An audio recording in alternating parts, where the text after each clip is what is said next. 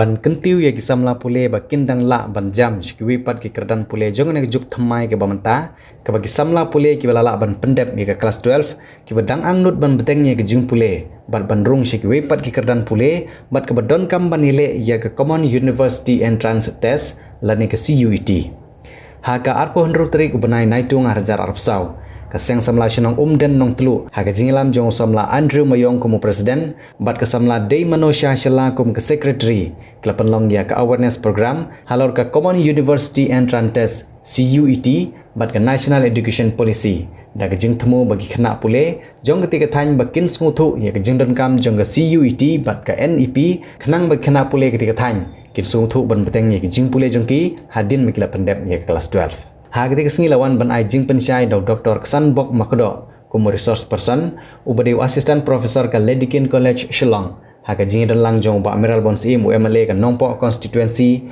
ufader Michael Kongan beri parish priest jong ke Umdan parish urang ba Shillong uba Thomas LCM kinong hikai lembat ki khana school na ki Light League School ki bakenthum ya ke St Joseph Higher Secondary School ke Friendly Academy Higher Secondary School ke Nongtlu Higher Secondary School kiri orang ba lembat kiwe haba ai jingkran nagliang jungin nongkran gil ai da ke jing pensyai segi kena pule ketika than ya ke jing don kam ban tip syai halor ke CUET bat ke NEP lembat ke jing don kam jongka it has no relation with cricket.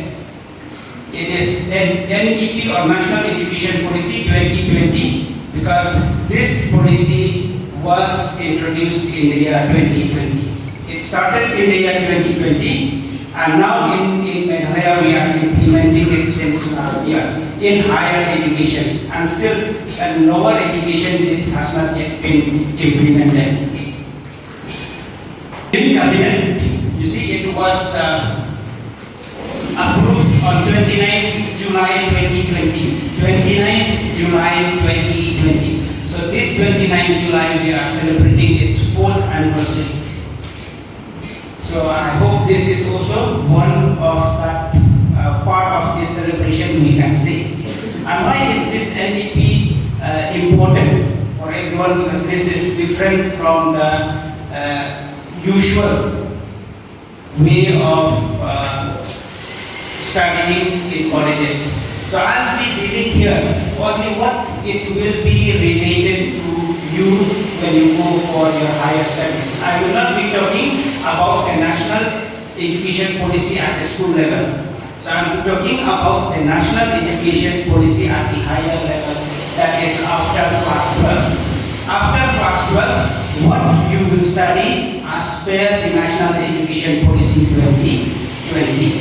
So this policy replaced the National Policy of Education which was introduced in 1986. So after 34 years, we are getting the National Education Policy. And one of the reason of introducing this National Education Policy, if you look at that point number 3, is to increase the gross enrollment ratio in higher education. When I say this increase the gross enrollment ratio in higher education means to increase the number of students undergoing studies or enrolling in higher education. You see, increased from 26.3% in 2018 to 50% by 2035. By 2035, the gross enrollment ratio should be 50%. Now, this gross enrollment ratio, I'll just give you an example. Say for example, here in this Umden area, there are 100 students who passed out class 12. 100 students who passed out class 12 in Umden area. Out of these 100 students, only 26% will go and study BSc, BA or any professional courses. The rest they drop out. They drop out of education. So the government don't want the students to drop out from education after class 12. The government wants the students to continue in their studies. So that's why to bring more interest to the students, to give the students a chance to choose the subjects of interest, and to give the students a chance to take a break from studies. That's why this NEP 2020 was introduced. So, and it is estimated that by 2035, 50% of this gross enrollment ratio in higher education will increase. Okay, it will increase to 50% by 2035. And these are the pillars of this national education policy: access, equity, quality, affordable, and accountability. That means what? The education, the higher education, it should be accessible to all the students. Now we cannot say that students, they are in rural areas, they cannot study anymore. Even students in rural areas also, they should get a chance to study. Then equity, it should be equal to everyone. Quality, education, there should be equality. It's not that the students who are in the cities, they will get better education, and students who are in the rural areas, their education will be poor. And then affordability, it should be affordable to everyone. Even though you are poor or you are rich, you should get the same quality of education. And accountability, that means it should be accountable to everyone, right? It should be accountable. So that means that what the future of the students should be from the education. Okay, that means this education should provide a bright future to the students. So this is a little bit of introduction about the national education policy. And this national education policy, it is throughout India. It is implemented throughout India. Of course, there are some states in southern India, they have not yet implemented, but then it is meant to be implemented throughout India. School level. At school level, this is the curriculum. Okay, 5 plus 3 plus 3 plus 4. This 5 is from, say, preschool or KG till class 2.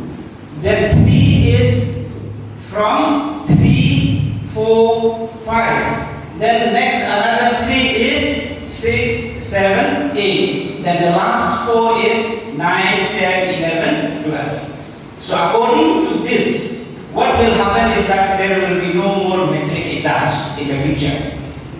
After 2-3 years, metric exam will be still there, but after that there will be no more metric exams.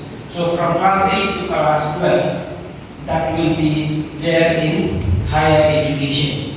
Okay, so if you are in class 11 or class 12 right now, right? So you will be appearing your class 12 exams. But I don't know whether there are students who are below 10 or class 10. Are there class 10 students here?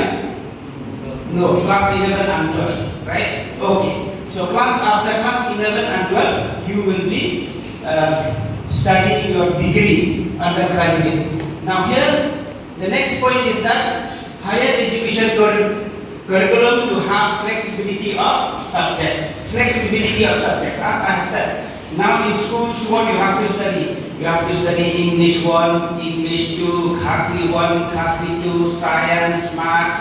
Then you have to study social science, so on and so forth. But then when you go for higher education, you will get an opportunity to study only the subjects which you have interest. If you want to study mathematics, if you want to take mathematics as an honor subject, as a major subject, other than mathematics, you can take history, you can take political science, you can take any other courses. Right? So they will not restrict the students that you have to choose only these particular subjects. So that's why that is called flexibility of subjects. Whatever subjects you want, you choose on your own. Only those subjects which you are interested. So that you will not drop out from studies, or so that the students will not drop out from studies. If the students they are not interested, what happens is that they fail. When they fail, then they drop out. So the government don't want the students to drop out. The students should study the subjects which they are interested, and they should excel in that. Then undergraduate education can be 3 or 4 years. 3 or 4 years. I will explain to you about this. During my time, when we studied BAc, we studied 3 years BAc and then 3 years BA. Those who study 4 years, they are only professional courses. Like for example, when they go for engineering, when they go for medical, or when they study agriculture, professional courses they are for 4 years. Whereas BA or BSc courses they are only 3 years. But now, in addition to 3 years, the students they can also go for 4 years undergraduate course. 4-year undergraduate course. So it depends. If you want to leave after 3 years, you can leave. But if you still want to continue to study, if you have interest in the subject, you can continue to the 4th year as well. So I hope this is clear with you. Okay. So next, after your class 12, when you take admission, they will not ask you want 3 years or 4 years. You just take admission. Then when you study, it depends on you whether you want to leave after 1 year, or you want to leave after 2 years, or you want to leave after 3 years, or you want to complete 4 years. It depends on you. So that I'll tell you later on about the multiple entry and exit option. Multiple entry and exit option. What is this multiple entry? What is this multiple entry and multiple exit option? During our time when we studied, what happens is that if we suppose after 1 year, say if we fall sick, or after 1 year our parents cannot support us, after 1 year we lose interest, that means if we don't join the course anymore, we are considered as dropout. We are considered as dropout. We cannot continue again. But here, according to the National Education Policy, what happens is that after you take admission, first year, okay, first year, say next year, students, if you pass your class 12 by 2025, you take admission first semester in the year 2025. Say July 2025, you are admitted in a college. Then, by December 2025, you complete 1 semester. Then second semester starts in the month of February and it will complete in the month of June. So that means you complete 1 year. After completing this 1 year, you say, I want to take a break. I want to take a break, I will not study for 1 year. I'll go back home, I will work and earn money, and then I will continue after 1 year. That is also allowed. Or after 2 years. After 2 years, also you can take a break. Then you can join again after 1 year, right? So after 2 years you take a break, you sit at home. The next, when you have that interest or you feel that you can continue again, then you can come back and join your studies. Or after 3 years, you can complete your undergraduate. 3 years. Or after 3 years you still want to continue, you can continue to the 4th year. I will tell you this, what is this 4th year later on. Do you understand this? Okay? First take admission. When you take admission, don't worry about how many years you would study. You just take admission. After 1 year, if you feel like you want to take a break, you can take, or else you can continue. But if you take a break, if for no reason you are taking a break, then it will not have any benefit. You take a break only when it is required to you. When it is not required, then you continue and complete your studies. Because when you take a break, also what happens is that you lose interest in studies. It happens even with us also after graduation, and with many youths also after graduation, they stop studying. When they stop studying, they lose interest in the studies. When they lose interest, what happens? When they apply for a job, they cannot do well in the interview, in the written test, so on and so forth. So if you don't have any problem, then don't stop your studies. You should continue your studies. Only if there is a problem, or if there is any genuine reason you want to stop your studies, you want to take a break, then you can take a break after 1 year or after 2 years. Or after 3 years you can leave the undergraduate studies. So after 1 year, okay, after 1 year, if you leave, I'll give an example. If there is a student who wants to take economics major, a student who wants to take economics major takes economics major in the first semester.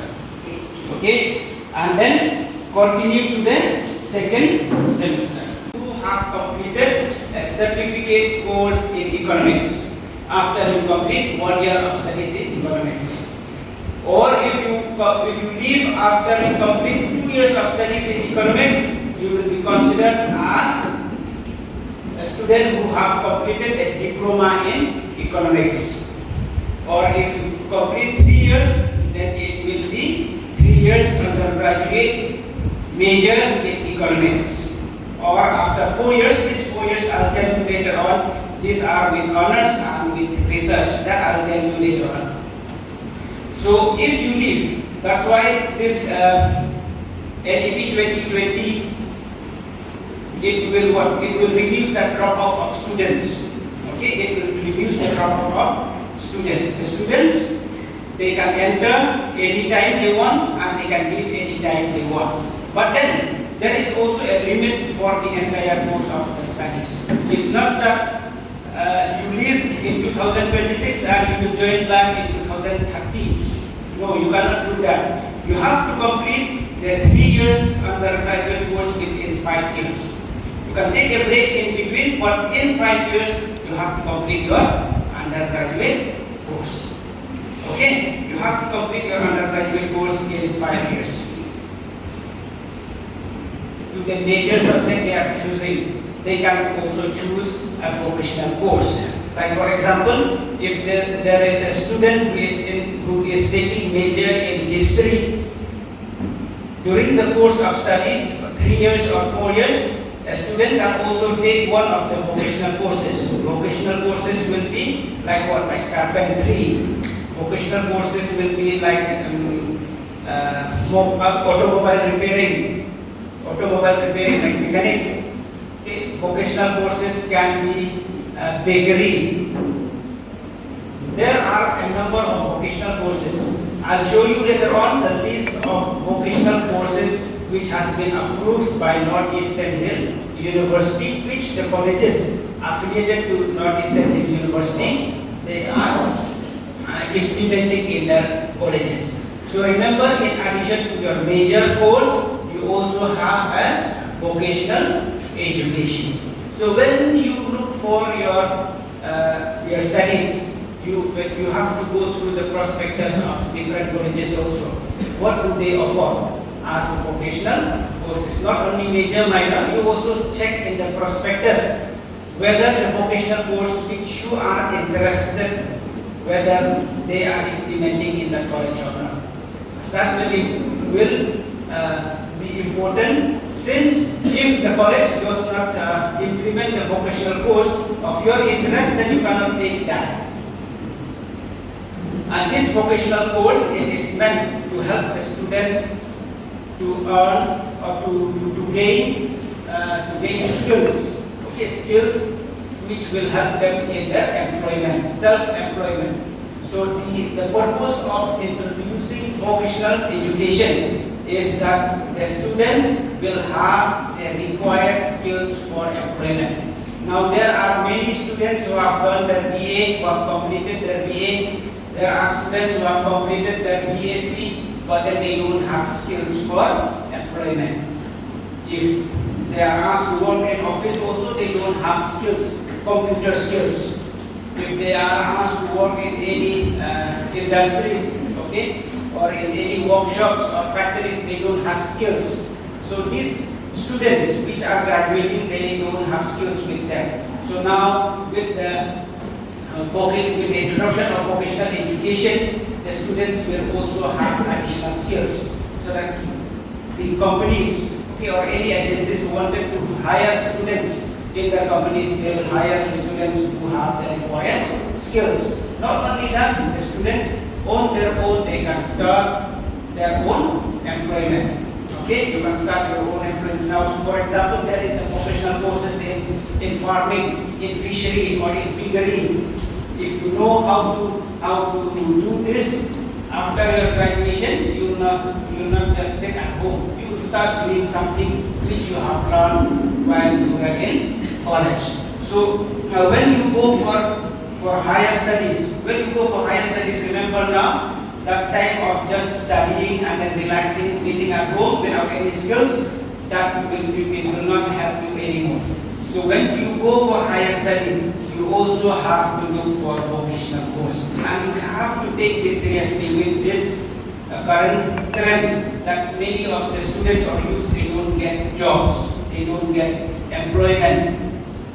So when you go for higher studies, you should also take this vocational education seriously, so that it will help you get employment or you will be self-employed. Then another point here is open and distance learning. Open and distance learning. What we study now at school is that our teachers only teach us at school. Your teachers only teach you at school, and whether your teacher is good or is bad, right, you cannot do anything. You have to sit for the teacher's class. You have to appear for the exam. Whether you are interested or not interested in the subject, also you cannot do anything, because it is part of your curriculum. You have to sit for the class and you have to write for the exam. But with this open and distance learning, it gives an opportunity to the students to choose the subjects outside of the institution. Open and distance learning. Open and distance learning. From this term itself, it means what? You learn something from a distant place. Now, if you go for your undergraduate studies, BA or BSc, if you are interested in any particular subject, what you can do is you can study that through online. Through online with the help of teachers from other universities. With the help of teachers from other universities. So you can choose the subject which you are interested from the list of the courses which are there, which are approved by the university. So it means what? Suppose there is a particular course, okay, suppose Dedikin College is offering BA, BSc courses. And now out of this list which are in Dedikin College or which Dedikin College is offering, you are interested in another course, you can opt for that course through open and distance learning. That means you will get access to good quality of education even though that institution is not offering. Okay, even though that institution is not offering, you can opt for a course which is offered by another institution or by another university. Of course, now since we have just started this, it is not implemented fully. Even though there are thousands of courses, the students, they cannot choose whatever they want. From these thousands of courses, the university has screened and has selected only, say, about 100 courses. Then out of these 100 courses, the students, they can choose or they can opt. So that is the meaning of open and distance learning. In addition to classroom learning, in addition to what the teacher teaches in the classroom, the student can also opt for those courses which are offered by other institutions or other universities. Then the next point is the internship. Internship. What is this internship? The students, those who study engineering or those who study MBBS or those who study nursing, they used to go for internship. After they complete their course, suppose if there is a student who is studying medical MBBS, after the completion of the MBBS course, a student goes for an internship. An internship is like a practice for the students. So here, in undergraduate courses, internship is also available. The students, they have to go for internship. No matter what subject you are taking, but you have to go one internship. It will help you get an experience in the office. It will help you get an experience in industries. It will help you get experience in the farms. So this internship is meant to give experience to the students.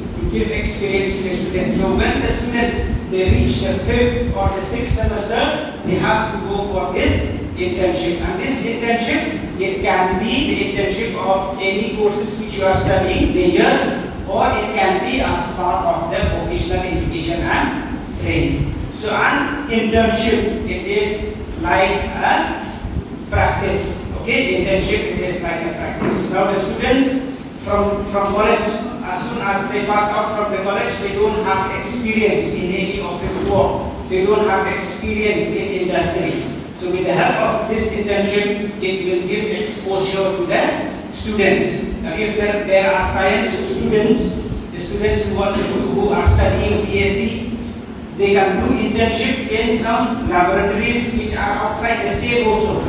They can do internship with scientists. For example, students studying in Shillong, they can do internship in ICAR. They can do internship say in some government departments, in different laboratories, which will help the student get the experience. Then the last point here is the academic bank of credits. Academic bank of credits. When we say a bank, all of you know that in the bank you deposit money and from the bank you withdraw money. And say if it is a financial bank, what you will get is you get interest also.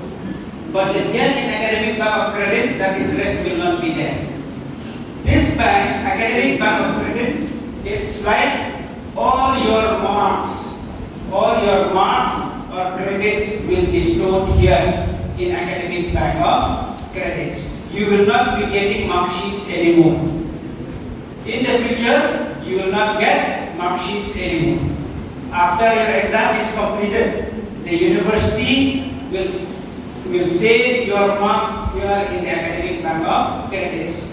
If you want to check your marks, you have to check from this academic bank of credits.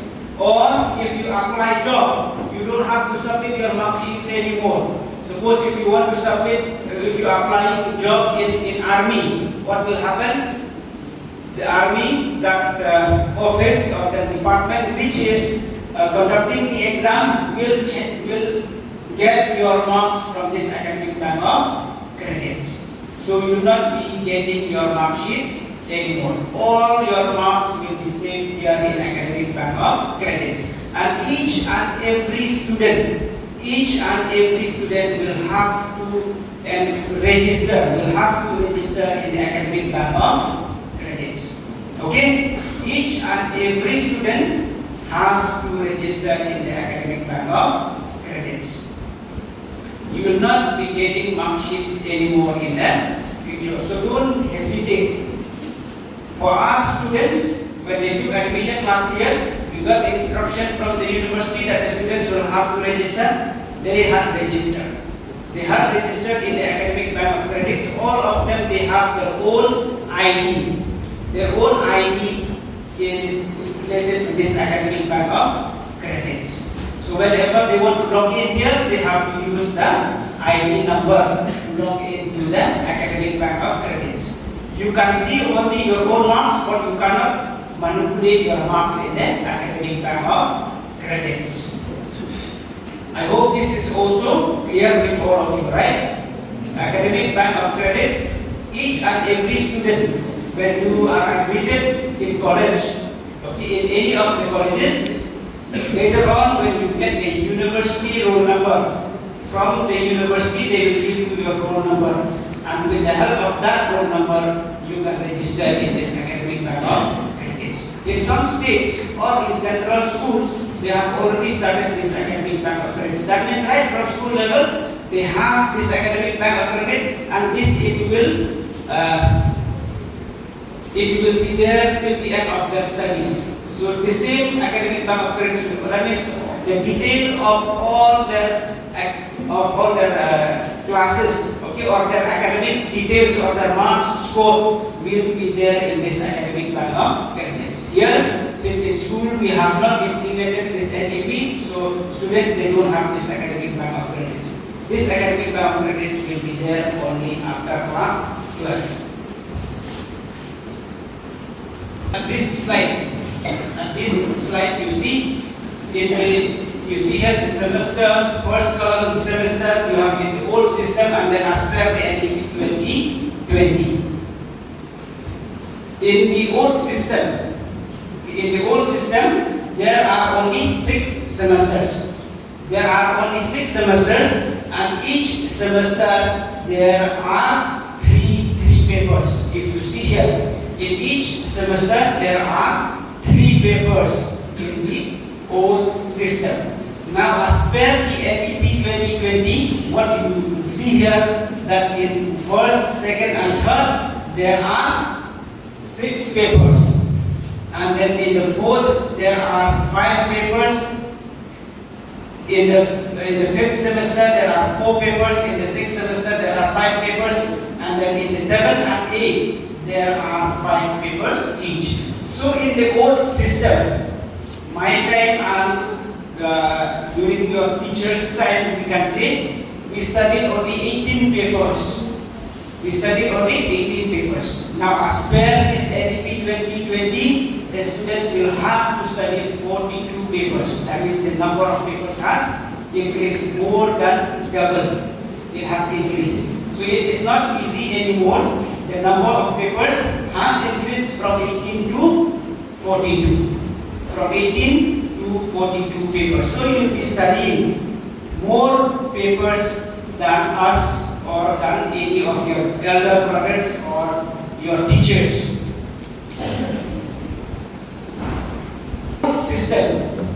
In the old system, what are the papers? What are the papers in the old system? You see, you have honors.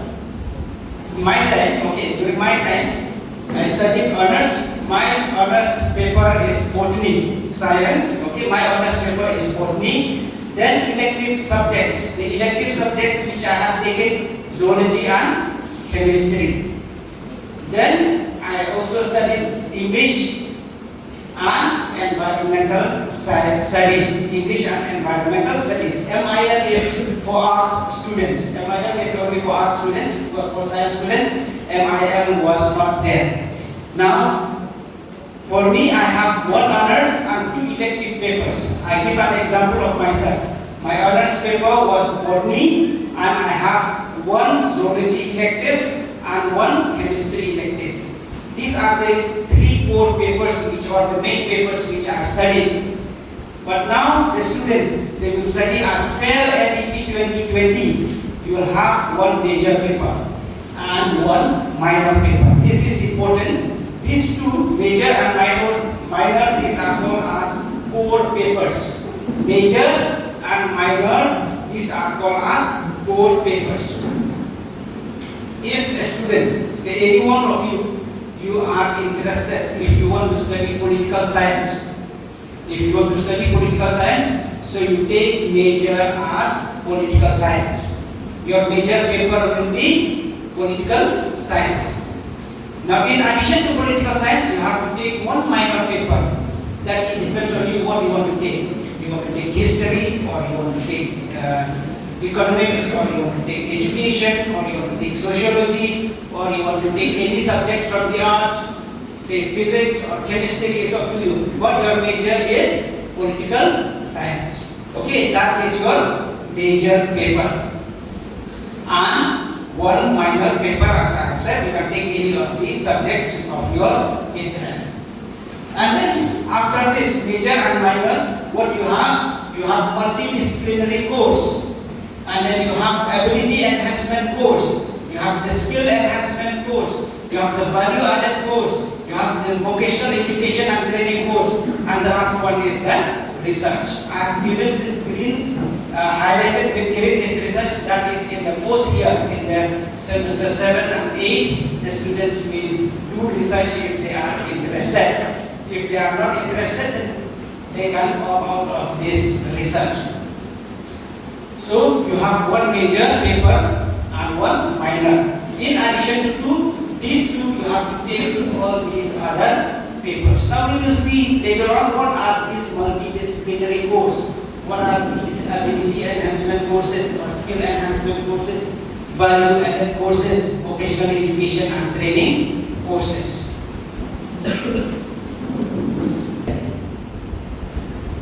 In the semester, okay, first semester, if you take admission next year, first semester, if you take admission in the first semester next year, you have to choose one major and you have to choose one minor. That is at the time of admission. Then later on, when you get admitted, you be choosing one multidisciplinary course, one ability enhancement course, which I have given as AEC, ability enhancement course, then SEC, skill enhancement course, VAC, value added course, VTC, vocational education and training course. ITS, then it means internship. ITS means internship. So in the first year, you have one major, one minor, one MPC, one AEC, one SEC and one VAC. Total number of papers is 6. In the second semester, also the same. Total number of papers 6. Now in the third semester, there will be no minor paper. Now if you take political science as major, then you will have 2 papers of political science, no minor paper. Then you will have MPC, AEC, SEC and vocational education and training course. This vocational education, it will not be from the first semester. Vocational education, it will be in the third semester. Vocational education, it will be in the third semester. So if you want to do vocational education, say in fashion designing, okay, you can do it in the third semester. Or in vocational education, vocational course, you are going to take on bakery, you can do it in the third semester. So first and second, there is no vocational education. Then in the fourth semester, there are 4 major papers. If you are taking political science as major, there will be 4 papers of political science. Then there will be 1 vocational education. The course, vocational education course. I'll give you an example of this vocational education. Now if you take fashion designing as a vocational education course in the third semester, then when you reach fourth semester also it will be the same course. Not that in the third semester I'll take fashion designing, in the fourth semester I will take bakery, and in the fifth and in sixth semester I will take another course, right? So if you take fashion designing as your vocational course, then for 3 semesters you have to take fashion design. For 3 semesters you are not allowed to change the vocational course. You are not allowed to change the vocational course. So the vocational course, when you choose in the third semester, you have to choose carefully. First, you have to go through the syllabus of the vocational course. It is important for the students to go through the syllabus of the vocational course. Because later on, when you reach the fourth semester, now you want to change the vocational course. You cannot do it. You cannot do it anymore. So you have to continue the same vocational course which you have taken in the third semester. So you look at this VTC. VTC, the vocational course, it is in the third, in the fourth, and in the sixth semester. The vocational course is in the third, fourth, and sixth semester. But it is the same vocational course. You cannot change your vocational course. Internship, you will have to go when you reach the fifth semester. You see here, ITS. ITS means internship. Internship, it is compulsory for every student to go for internship. And this internship, the students, they can go in the fifth semester. Okay? Students, they can go in the fifth semester. Now when you talk about this internship, there is another point. Earlier I have said that after you complete 2 semesters, say semester 1 and semester 2, after you complete semester 1 and semester 2, you want to take a break, okay, or you want to leave studies, you will get a certificate that you have completed a certificate course.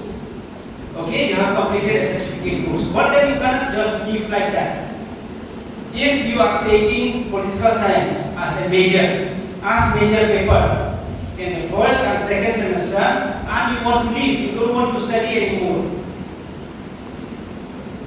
you will get a certificate only if you complete an internship or a project work. Okay? You will get a certificate only when you complete an internship or a project work. So this internship is important right from after second semester, If you want to leave after completing 2 semesters, then internship is important, or project work. Now, if you cannot go for internship, you can do some kind of project work or community work. These things are there. But if you don't leave, then after second semester or third, fourth semester, internship is not required. Internship is required when you take vocational course and when you reach the 5th semester. Internship, it is an experience learning. Okay, it will be like a training for the students. Internship, it is a training for the students. Then what are these credits? When we talk about credits, you can see here total credits. In the first semester, total credits 20. One paper, there will be 4 credits. One paper, there will be 4 credits. So how many papers are there? 6 papers. Not all 6 papers or 4 credits. In the first semester, what happens is that your major and your minor, they are 4 credits. Whereas the MTC, the AEC, the SEC, the VSC, they are of 3 credits. Now what are these credits? These credits, you don't have to worry about credits. Credits, they will convert from marks to credits. 1 credit is equal to 25 marks. 1 credit is equal to 25 marks. So if you appear an exam for 100 marks, that means it is 4 credits. Okay? If you appear an exam of 100 marks, that means you are getting 4 credits. So the credits are the marks. From in exam, in the question paper, question number 1, during exam they will not write 1 credit, or they will not write 0.2 credit or 0.5 credit. Question number 1, it is, say, they will give you a question and the mark for the answer of that question is 10 marks. Or the total marks for any paper they will give you, it can be 50 or it can be 100 or it can be 75. But these marks will later on be converted into credits. That is part of the exam. So you don't have to worry about these credits. What are these credits? These credits are the marks. Now, again here, it depends from university to university. Suppose if you want to study here in Meghalaya, in colleges which are affiliated to Northeastern University, then these are the multidisciplinary courses at BA or BSc level. At BA or BSc level, these are the multidisciplinary courses which the students, they can choose. You can choose any one of these multidisciplinary courses. For example, in semester 1, there is culture and society, fundamentals of computer systems, introductory life sciences, introduction to psychology, mathematics in daily life, philosophy of culture. These are the list of multidisciplinary courses. So you can choose any one of these courses when you take admission in the first semester. After admitting in the college, then they will give you this list. Based on your interest, you can take any of these multidisciplinary courses. But then there is one rule. One rule of the university is that the subject which you have taken in class 12, you cannot take as multidisciplinary course. The subject which you have taken in class 12, you cannot take for a multidisciplinary course. If you have taken sociology in class 12, you cannot take culture in society, MBA. If you have taken mathematics in class 12, you cannot take mathematics in daily life as one of your multidisciplinary course. So the subject which you have taken in class 12, you cannot take as a multidisciplinary course at the undergraduate level. In the second semester, these are the list of multidisciplinary courses: entrepreneurship, fundamentals of statistics, health and hygiene, environmental education and disaster management, introduction to educational psychology, and then physical education and sports science, understanding human rights. These are the list of multidisciplinary courses in the second semester. Then we come to the ability enhancement courses. These ability enhancement courses, you don't worry much. Khasi students, those who are Khasi, they can take Khasi as the ability enhancement course, or they can take as the elective English as the ability enhancement course. But if there are Bengali or there are Assamese, you can take then here there are the list of these ability enhancement courses. This ability enhancement course, it's like a mother tongue. Okay, it's like a mother tongue, or it's like an MIL. The students, they can choose any of these. So you don't have to worry about this ability enhancement course. Then we have the skill enhancement courses. The skill enhancement courses in the first semester, you have cyber security, motivation, personality development, public speaking and team building. In the second semester, there are communication skills, confidence building and Python programming. These are the skill enhancement courses. So you can choose any one of these, okay, in the first and in the second semester also. So if you look at these courses, these are different from the courses which you have studied at school or which you have studied in class 11 and 12. So the objective of having these additional courses is that so that the student, they can learn something else which is outside of their main subject.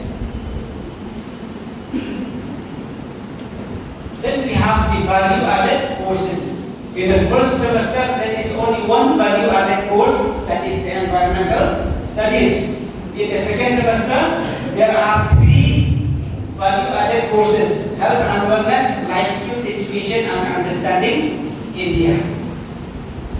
In the third semester, there are also multidisciplinary courses, skill enhancement courses, and ability enhancement courses. But then I have not given here because that the university has just recently released the list of those courses. So new courses may be added again. So the final list is not yet ready. So I am not giving you the list of these courses in the third semester. So I am giving you the examples of the first and the second semester. So remember again, I summarize again. In the first semester, you have to take one major and one minor. In addition to this major and minor, you have to take one multidisciplinary course, one ability enhancement course, one skill enhancement course, and one value-added course. When you reach the third semester, then you take one vocational education and training course. Okay, I don't know how many of you can see, you can read this. These are the this is the list of the vocational courses. This is the list of the vocational courses introduced by the university. That means not Eastern University. I have highlighted yellow. Say in agriculture, there is organic farming, fish farming, beekeeping, piggery. Then under they have horticulture, there is floriculture and landscaping, and mushroom cultivation. Then under carpentry and repairing, there is automobile repairing, there is electrical, electronic repairing, and carpentry.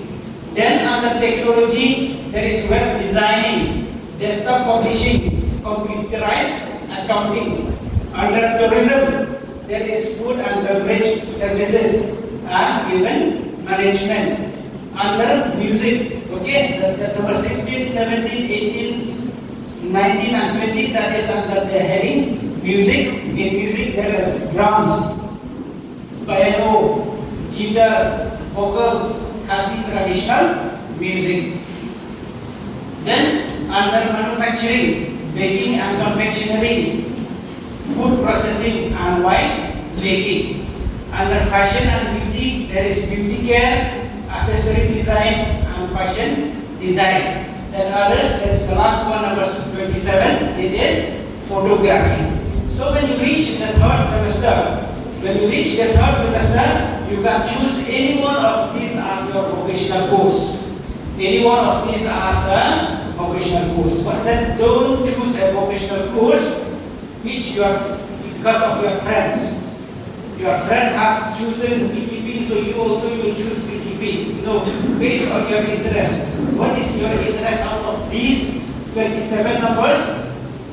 Based on your interest, you choose one. And also what happens is that colleges will not introduce all these 27 vocational courses. There are some colleges which will introduce only 4 or which will introduce only 5 or 10 vocational courses. Not all the 27 vocational courses. There is a problem. Like for example, I am teaching in Lady College. Lady College is in the middle of Shillong. We cannot offer vocational course on piggery. How can we offer vocational course on piggery? Piggery, you have to have a farm, you have to have piglets, you have to have pigs. We cannot have that in the city. Or we cannot have fish farming. From where can we get fish? Fish pond in the town. We cannot have that. So we are offering vocational courses. I'll give you an example. In Lady College, we are planning to offer vocational courses, say in floriculture and landscaping, mushroom cultivation, and then we are offering web designing, and then we are offering guitars, vocals, Khasi traditional music, baking and confectionery, and then from fashion and beauty we are planning to offer fashion design and also photography. So it depends on where are the colleges. If the colleges are in the city, they may not be able to offer these vocational courses which are related to agriculture, okay, or which are the vocational courses which are related to farming. But then if there are colleges which are in rural areas, they will offer the vocational courses which is suitable to the area of their location. For example, Ribhoi College can offer vocational course on piggery. They can offer Ribhoi College can offer vocational course on fish farming, or they can offer vocational course of electrical or automobile repairing. But for us, we cannot offer these courses. So it depends from colleges to colleges. So when you take admission in the first semester, first you have to go through the prospectus of the colleges. Right? After your class 12 exam, say your class 12 exam you complete by 20th of March. I'm just giving you. Next year, those who are in class 12 now, next year your exam you will complete by 20th of March. Say in the month of April, you have to check the prospectus of different colleges. Check the prospectus of different colleges and see what are the courses they are offering and what are the vocational courses they are offering. So that you can take the vocational course of your interest. If you are interested in fish farming, and you are taking admission in Lady College, we don't offer vocational course on fish farming. Alright? So if you want to learn these vocational courses or the vocational courses of your interest, that means you have to check right from the time when you take admission in the first semester. So you have to be smart. It's not like earlier you take admission, you just want to study and you don't know what are the courses they offer. When you reach the college or when you see from the website, if you apply now, you can apply online for your BA or BSc course. So when you apply online, then you just choose the subject, say major or minor. But then it is important for you also to see these vocational courses.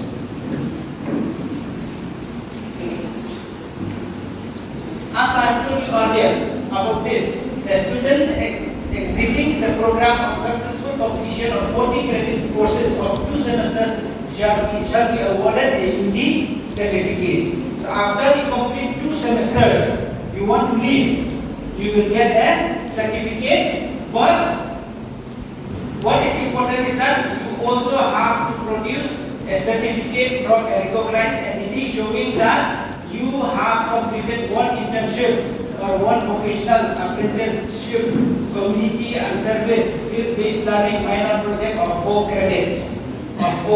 So you forget about these credits for the time being, but then it is important for you. If you want to leave after 1 year, then you have to do this. You have to do internship or vocational or community and service, field-based learning or a project work. Then if you want to leave after 2 years, okay, a student exiting the program of successful completion of 80 credit courses. 80 credits means why 80 credits? Because in one semester there are 20 credits. So in 2 years there are 4 semesters. So 4 semesters, 20 per semester, it will be 80 credits. So if you want to leave after studying 2 years, you will be getting a UG diploma. But again you have to complete internship, vocational apprenticeship, community and service, field-based learning, minor project of 4 credits. So you can leave after 1 year, you can leave after 2 years also, but it is important for you to complete this, either internship or this vocational courses or field-based learning or project works, etc. Then after you complete 3 years of your studies, okay, you complete 3 years of studies or 6 semesters. 3 years or 6 semesters, you will be getting a bachelor's degree in a single major. Now if you are taking political science as your major, after 3 years when you graduate, then you will be getting a bachelor's degree in political science. But in addition to that, okay, of course this is not implemented at this time. 3 years bachelor's degree in multidisciplinary program. For now, students can take only 1 major. Later on, in future, students can take 2-3 majors also. It depends on them. If they want to learn more, they can learn. So they will get a bachelor's degree in multidisciplinary program. Nobody can stop the students when they want to learn more. Okay? Nobody can stop a student if a student wants to learn more. So if a student wants to take 2 majors or 3 majors or 2 majors, 2 minors, it depends on the students, and that particular student will get a 3-year bachelor's degree in multidisciplinary program. So 2 options here. One is that you will get a bachelor's degree in a single major. If you are a political science major student, then you will get a bachelor's degree in political science. But if you take history also as your major or education also as your major, then you can get a 3 years bachelor's degree in multidisciplinary program. That means major in political science, major in history, major in education as well.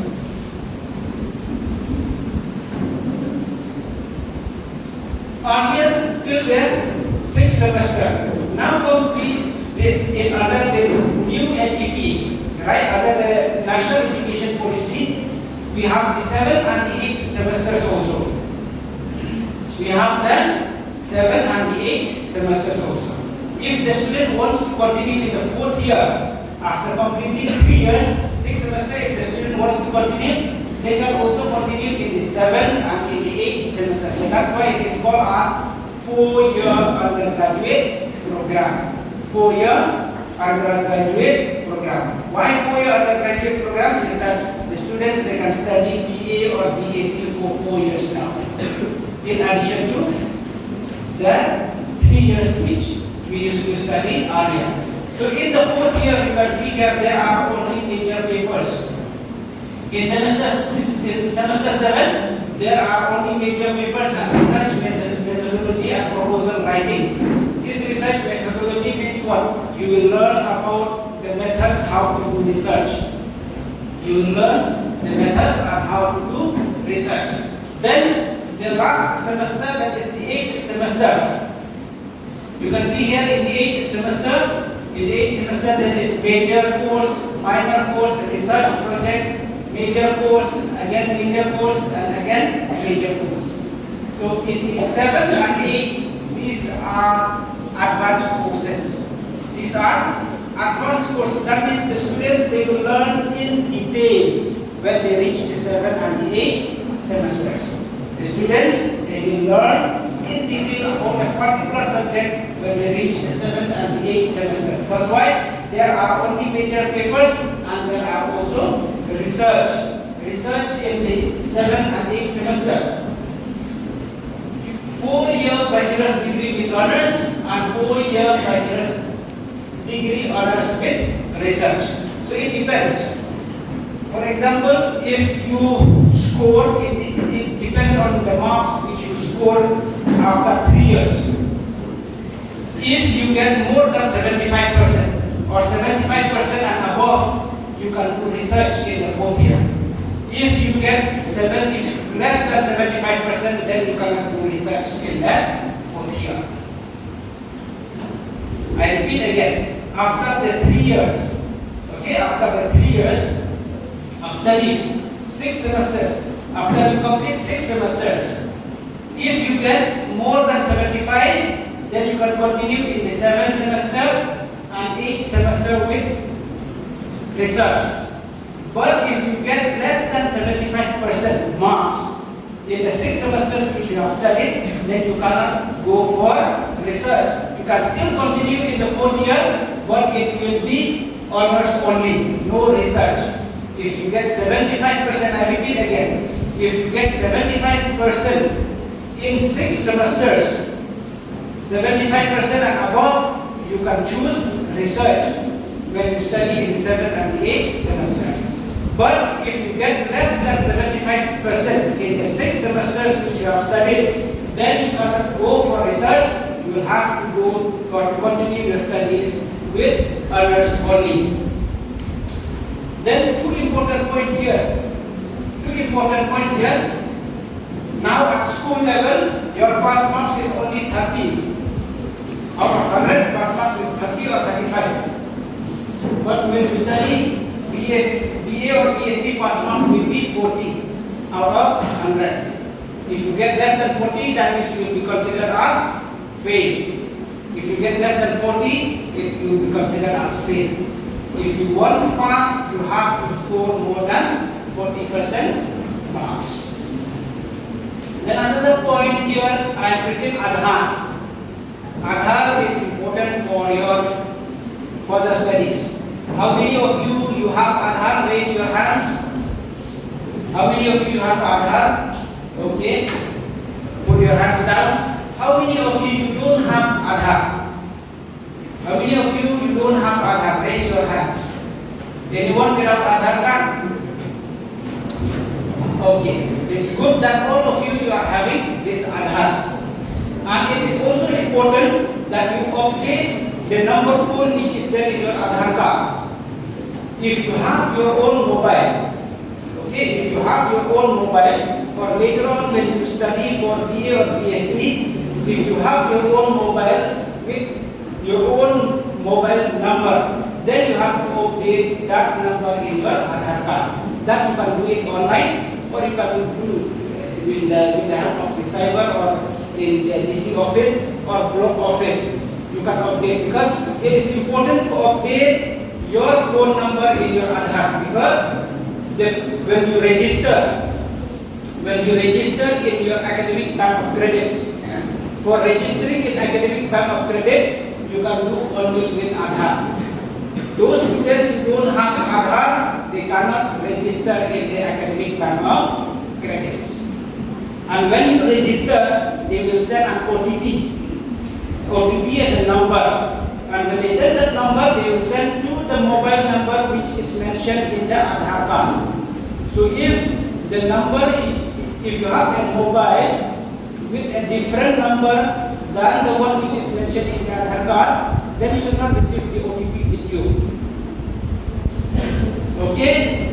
If you have your own mobile phone, if you have your own mobile number, update the mobile number in the Aadhaar card. You go to block office or DC office or in cyber, they can help you how to update your mobile number in the Aadhaar card, so that you will receive the OTP correctly in your own mobile number. Sometimes what happens is that students, they register with the help of the mobile number of their relatives.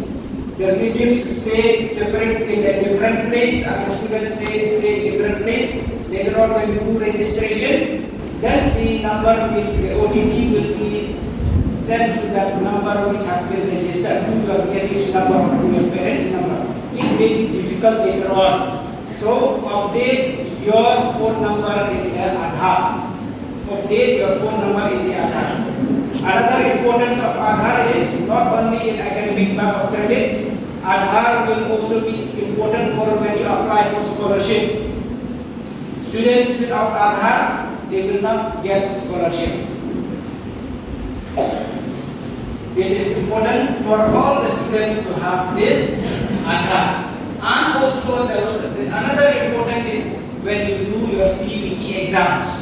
CUET exam, when you register your CUET exam, you will have to register with the help of your Aadhaar. You cannot register with EPIC, you cannot register with any other documents, only with the Aadhaar. Okay? So from now, you get ready with your Aadhaar. Get ready, update the phone number. Sometimes even when you register, when you apply for Aadhaar, your parents have given a different number. Now your parents, they don't have that number anymore. You update. Check your Aadhaar card. Check the phone number in the Aadhaar card, whether that phone number is still the phone number of your parents or it is your own phone number. If it is not your parents' number or if it is not your own number, please update. Later on, when you apply for your CUET, when you register for your CUET exam, if it is not ready, then you cannot apply. And it takes time to update also. It takes about one month to update phone number in the Aadhaar. It takes about 1 month. So if you not get that much time to register for your CUET exam also later on, you have to get ready with your Aadhaar card right from now, so that you will not have a problem. They will give you only 1 month window or time to register for your CUET. And remember, as it has been mentioned earlier, that CUET will be important for the students to take admission in colleges. So I'll come to CUET next.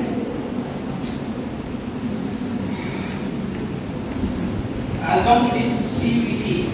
I know you are tired, but let me just, I'll not take much time. Here. A little bit about this. CUET is Central University Entrance Test. Central University Entrance Test, and this is a nationwide test. It is conducted all over the country, and it is conducted by National Testing Agency. National Testing Agency. This National Testing Agency, it conducts various exams, not only CUET. National Testing Agency, it conducts various exams. The NEET exam also is conducted by CUET. The JEE exam also by the NEET also by NTA, National Testing Agency. The JEE also by National Testing Agency. The NET exams also by this National Testing Agency, and many other exams. Okay, competitive exams also they are conducted by National Testing Agency. This National Testing Agency, its function or its role is for conducting examinations. And why students have to appear for this CUET? Why it is important for students to appear in CUET? It is for admission in colleges affiliated to central universities. For admission to colleges affiliated to central universities. What is this, or what are central universities? I'll give you an example here. In Meghalaya, we have different colleges. Here at Nongpoh, we have Rimhoy College. In Shillong, we have Shillong College. We have Shillong College, St. Anthony's College, St. Edmunds, St. Mary's, St. Mary's College, and other colleges also are there. And in each and every districts of Meghalaya there are colleges. These colleges, they are affiliated to North Eastern Hill University. For example, Lady College Shillong, it is affiliated to North Eastern Hill University. The exams are conducted by North Eastern Hill University.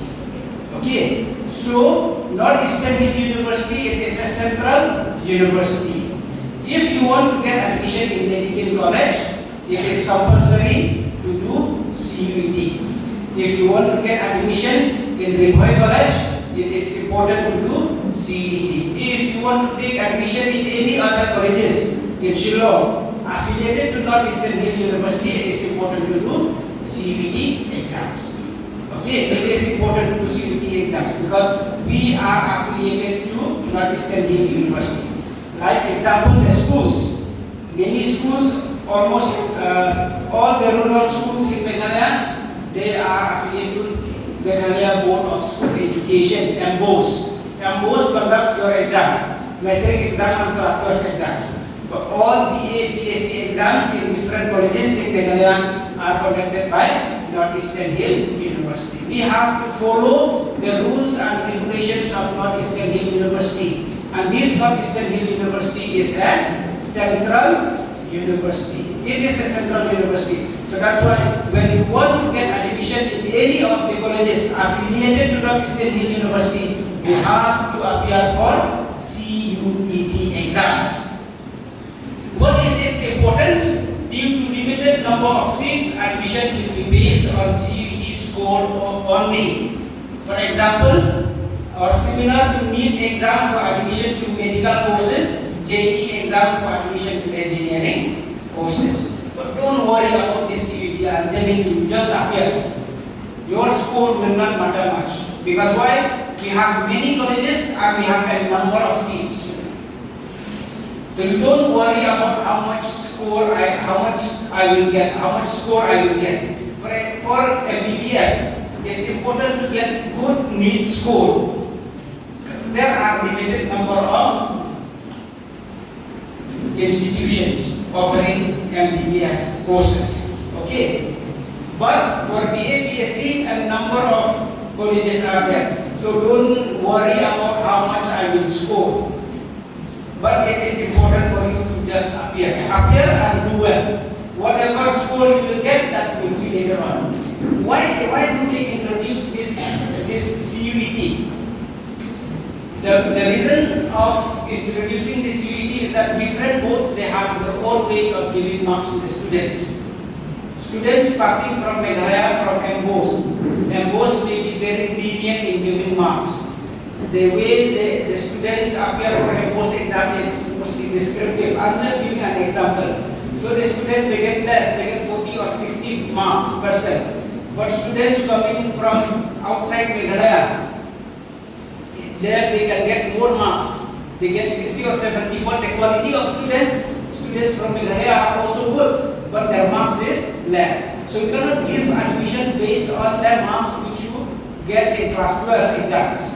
But to make it equivalent to everyone, that's why we have this CUET. CUET is the same questions. Every student will take the same questions, and then based on these scores, students will be given admission into different colleges. But as I have said, that colleges are having a number of seats. We don't worry about seats of that I may or may not get admission. What is important is just appear. Importance is just appear. Your score, don't worry, that we will see later on. It's important to register and appear for the CUET exam. Whatever you study for your exam, class 12, your MBOS exam, class 12, you prepare the same way for your CUET exams as well. Then how will you prepare for your CUET? How will you prepare for your CUET is NCERT books. This I get feedback from students. When I ask from students who have completed class 12, who are studying BA or BSc now, how did the question come in the CUET exams? The question comes from this NCERT books. That's what the suggestions there. So if you have NCERT books class 12, okay, you study from NCERT books, check the website CVT, or I'll show you later on the link, or the NTA website. Just type NTA. If you type NTA on the National Testing Agency, there it will be mentioning about this CVT. From there you can find the syllabus of CVT. Then we were asked where the subjects which you are taking in class 12. Here, step 1, online CVT 2025 registration. For 2025, register, visit the official website of this CVT ut.nta.online.in. Register with your Aadhaar. That's why I asked you from the beginning whether you have Aadhaar or not. If you have Aadhaar, you can register. But now this is not yet the time for registering the CVT. You can do later on. In the month of maybe February or March, it will open. The link will open. So important is first register, and then online you fill out the application form. You have to have a passport size photograph with you. Okay, passport size photograph, and then this passport size photograph, you scan PDF of that passport size photograph, and then your signature also. Signature, you sign on a piece of paper and then scan PDF of that signature. Select the courses and universities. Select the courses and universities. In the application form, there will be the list of courses. There will be the list of courses which they will ask you what major you want to take when you study BA or BSc. If you are BA student, there will be a list of subjects. Khasi also will be there as one of the subject which you want to choose. Suppose if you want to choose, they will give you option. Okay, 6 or whatever, 6 or 7 options they will give you. What major you want to take for your UG course. You can choose history, political science, or Khasi, or English, whatever. So you choose the subjects. But then the subject here, there are 2 parts. The subject which you are interested or which you want to study at undergraduate level. And the second part is that you have to choose the subjects which you will appear for the CVT exam. Khasi will not be there for your CVT exam. Okay? Khasi will not be there as a choice of the paper. There will be a general test that is compulsory for you to choose. General test. Then you can choose history, or you can choose political science, or you can choose economics. Or for science students, you can choose maths, or you can choose biology or chemistry, or other list of subjects are also there. Then as you go through the next page of the form, then they will ask you to edit changes. If you read carefully your form, when you fill out this registration form, don't do it in a hurry and don't wait for the last minute, okay, or the last day. If you get the news in your school that this registration for CVT is open, suppose registration for CVT is open on the 1st of April 2025. From the 2nd of April, you should start registering. It takes time to register here. Later on, when all the students rush, then it will be slow. Okay? Then you may face problems. So it is important for you to register as soon as the website opens. Okay? As soon as the website opens, you register for CVT. And then there is a payment.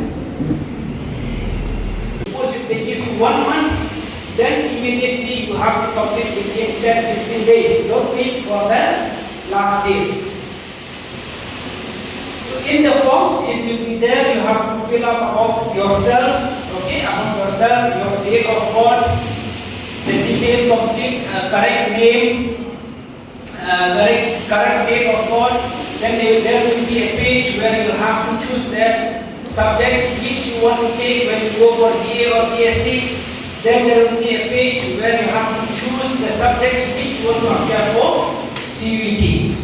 As I told that, for example, Hasi will not be there as a subject which you can appear for CVT.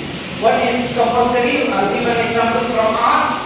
One compulsory paper will be there, general test. General test, it will be an aptitude test, it will be general knowledge or general science.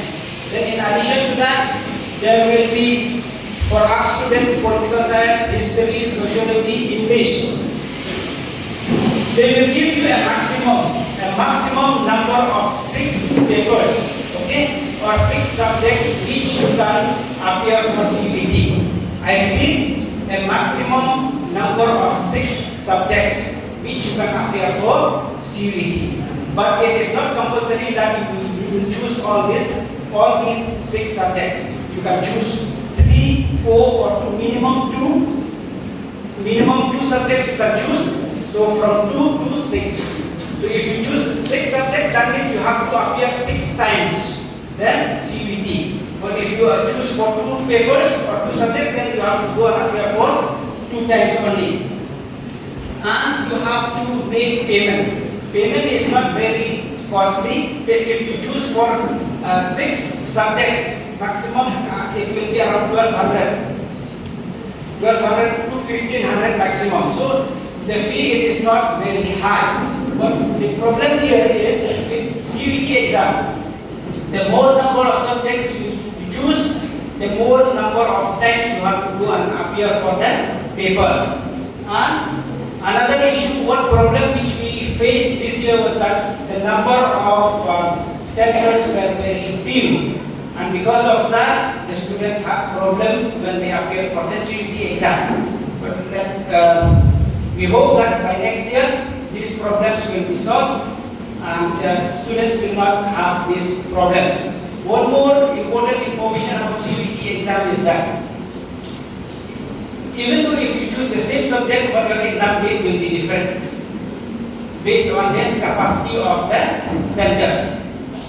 Most probably by next year, they will go online.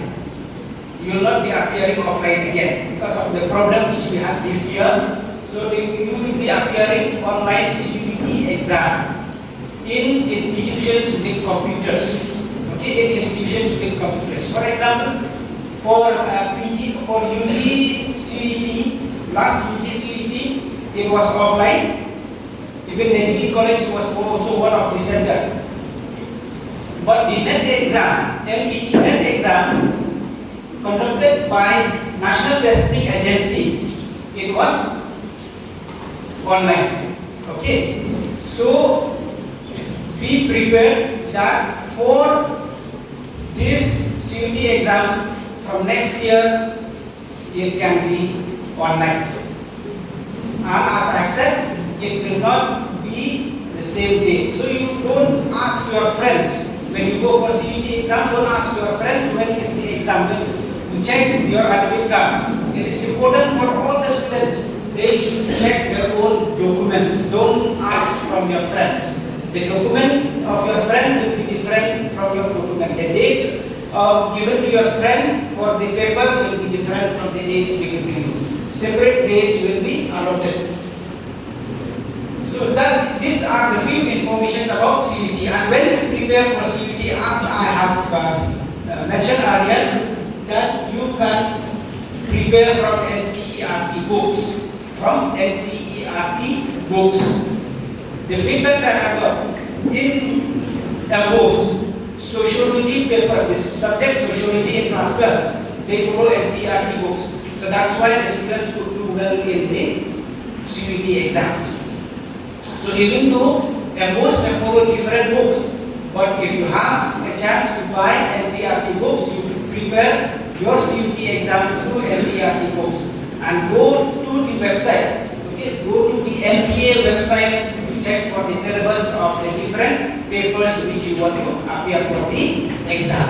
And with this, I have come to the end of my presentation of the National Education Policy and also of the Along the Supreme, but Kumunong Nikapjong about making Sonkia holiday. Hakawade, but Kibabun, Kilonging, Kibabun, Kimi Ikpa, Kimi Ikpa Chuki, and Ibro. kiwa panchai re chapangka National Education Policy.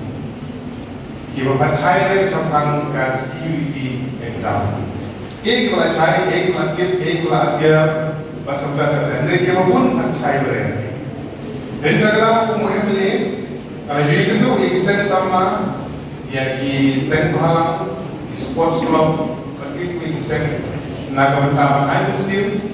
Ban perlu dengan awareness program di hukum gini.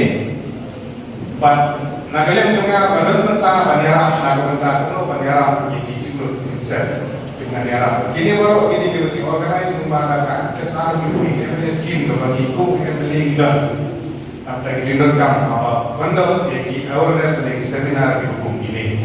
Marbagadang ke provision dan terkenal nagalian juga musuhnya.